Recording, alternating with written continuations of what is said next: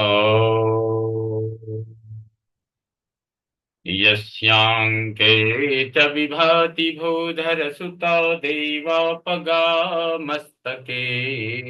भाले बालविधुर्गले च गरलं यस्योदसी व्यालराट् सोऽयं भूतिविभूषणः सुरवरः सर्वाधिपः सर्वदा सर्वः सर्वगतः शिवः शशिनिभः श्रीशङ्करः पातु माम् प्रसन्नतां या न गताभिषेकतस्तथा नमं लेवनवासदुःखतः मुखाम्बुजश्रीरघुनन्दनस्य मे सदास्तु सा मञ्जुलमङ्गलप्रदा नीलाम्बुजश्यामलकोमलाङ्गं सीतासमारोपितवामभागम् पाणौ महासायकचारुचापम् नमामि रामं रघुवंशनाथम् नमामि रामं रघुवंशनाथम्। भवतां समेषां श्रीमद् वाल्मीकि रामायण पारायणोपक्रमे हार्दं स्वागतम् अभिनन्दनं च। इदानीम् अयोध्याकाण्डस्य एकचत्वारिंशत् सर्गः आरभ्यते। इस सर्ग में श्री राम के वनगमन से रनवास की स्त्रियों का विलाप तथा नगर निवासियों की शोकाकुल अवस्था, इस विषय को लेकर के महर्षि वाल्मीकि ने अद्भुत वर्णन किया है। नगर निवासियों की शोकाकुल अवस्था का विचित्र वर्णन है। राम वन गमन के समय तस्मिंस्तु पुरुषव्याघ्रे निष्क्रामति कृताञ्जलौ आर्तशब्दो हि संजज्ञे स्त्रीणामन्तःपुरे महान्। पुरुष सिंह श्री राम ने माताओं से पिता के लिए दूर से ही हाथ जोड़ रखे थे। उसी अवस्था में जब वे रथ द्वारा नगर से बाहर निकलने लगे, उस समय रनवास की रानियों में बड़ा हाहाकार मच गया।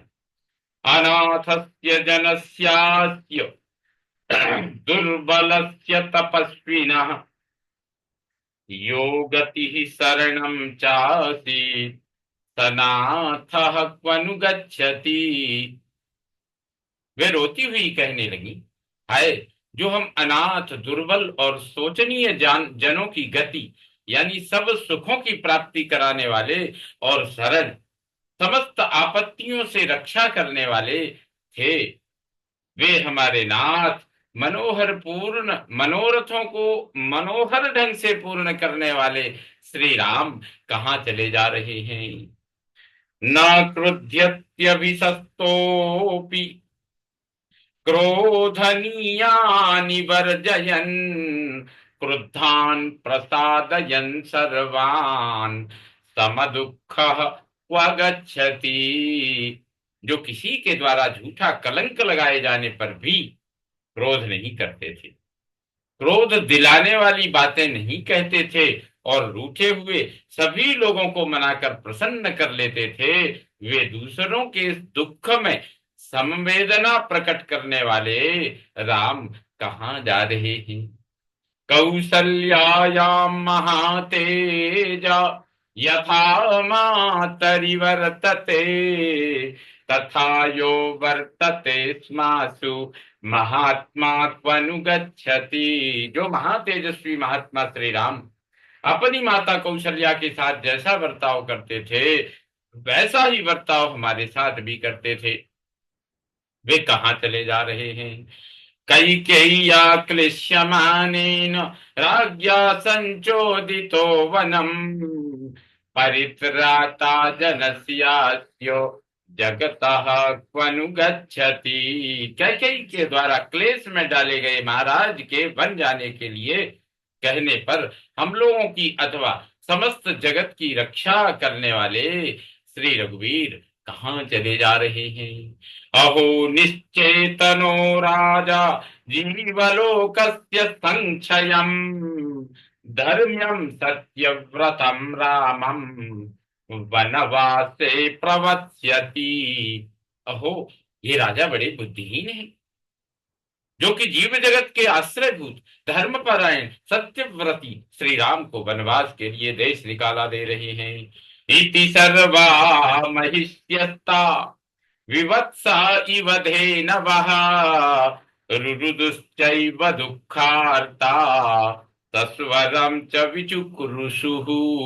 इस प्रकार वे सब की सब रानियां बछड़ों से बिछुड़ी हुई गऊओं की तरह दुख से आर्त होकर रोने और उच्च स्वर से क्रंदन करने लगी।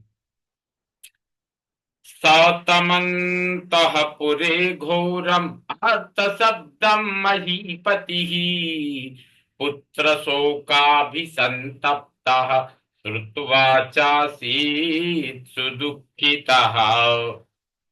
अंतःपुर में वह घोर आर्तनाद सुनकर पुत्र शोक से संतप्त हुए महाराज दशरथ बहुत दुखी हो गए। नाग्निहोत्राण्यहूयन्त नापचन गृह मेधिनः अकुर्वन्न प्रजा कार्यम सूर्याश्चान्तरधीयत व्यसृजन कवलान्नागा गावो वत्सान्न पाययन् पुत्रं प्रथमजं लब्ध्वा जननीनाभ्यनंदत। उस दिन अग्निहोत्र बंद हो गया, गृहस्थों के घर भोजन नहीं बना, प्रजाओं ने कोई काम नहीं किया। सूर्यदेव अस्ताचल की ओर अस्ताचल को चले गए। हाथियों ने मुंह में लिया हुआ चारा छोड़ दिया। गौओं ने बछड़ों को दूध नहीं पिलाया और पहले पुत्र को जन्म देकर भी माता प्रसन्न नहीं हुई। त्रिशंकुर्लोहितांगश्च बृहस्पति बुधावपि दारुणा सोममव्येत्य ग्रहा सर्वे व्यवस्थिताः। त्रिशंकु, मंगल, गुरु, बुध तथा अन्य समस्त ग्रह शुक्र, शनि आदि रात में वक्र गति से चंद्रमा के पास पहुंचकर दारुण यानी क्रूर कांति युक्त होकर स्थित हो गए।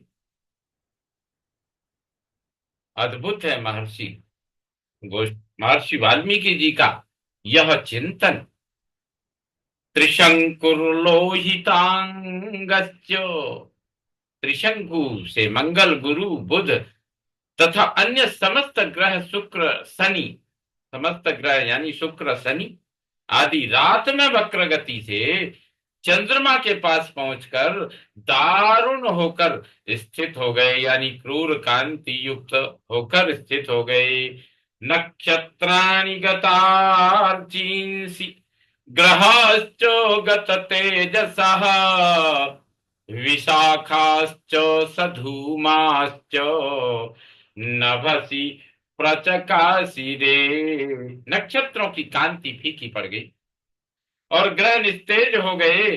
वे सबके सब आकाश में विपरीत मार्ग पर स्थित हो धूमाच्छन्न प्रतीत हो रहे थे।